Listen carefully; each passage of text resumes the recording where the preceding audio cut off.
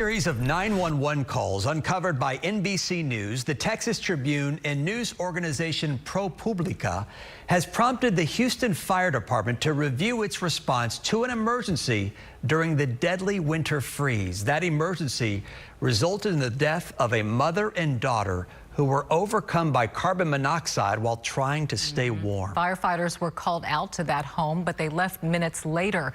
The issue under review now: should firefighters enter a home if nobody answers the door? KPRC2's Christine Noel explains.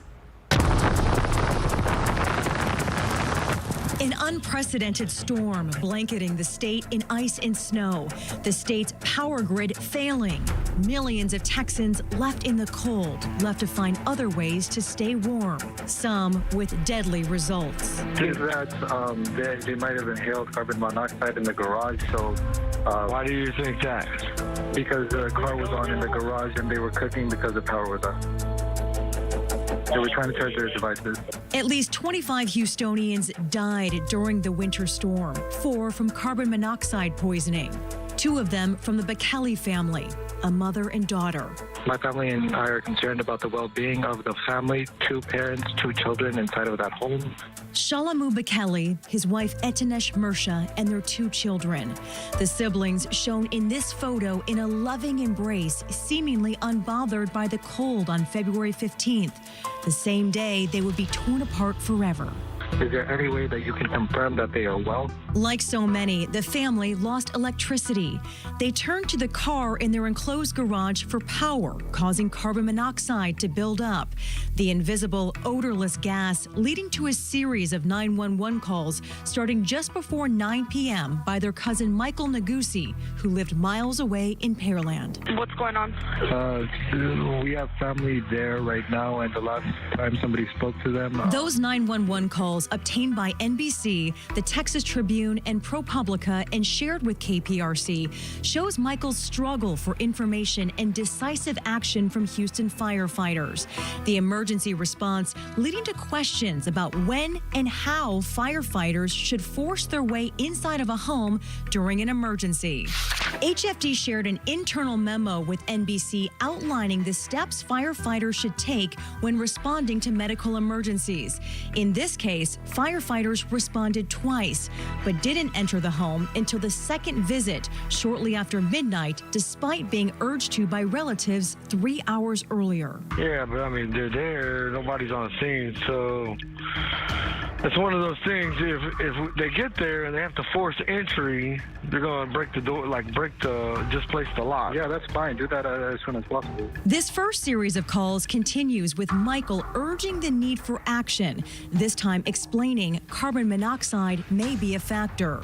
All right, well, we have units out there. I'll let them know. I'll make a tactical decision on that incident. I'll get HPD out there. All right, thank you. Okay, and you'll keep us updated. Roughly 2.5 hours later, Michael calls for an update. Okay, so we went out there. Okay, and so is there an update? Did you make contact with the people inside the home? I spoke to the fire department earlier. There's no other update or anything since then.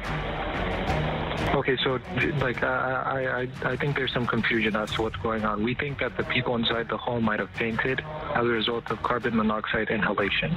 He is transferred multiple times and repeats the urgency of the situation. So we think that these people are on the floor right now as a result of carbon monoxide inhalation. Should we go and break through the window and figure it out ourselves? I'm asking you what we should do. I mean, the only thing I can do is send you back to the emergency call taker and have them go back out there. Okay, but that already happened and nothing came from that, so it doesn't make sense. Finally, another crew is sent. This time, firefighters get inside of the home a little after midnight. Do they say there was possible carbon monoxide? Go ahead and dispatch HPD to this location. Bekele and his son rushed to the hospital. They survived. 7-year-old Rakeb and her mother Etinesh found dead. Got 2 DOAs. You can go ahead and disregard the last 2 transport units, please.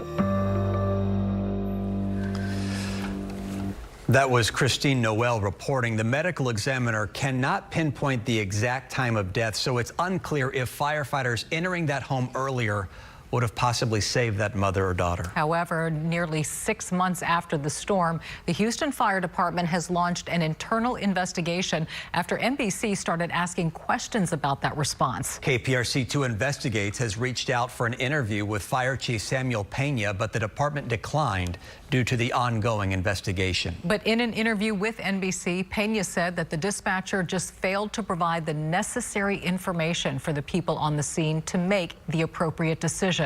The chief then adds, the second response was handled as we normally expect. The chief told NBC that any policy failure would be addressed. Right now,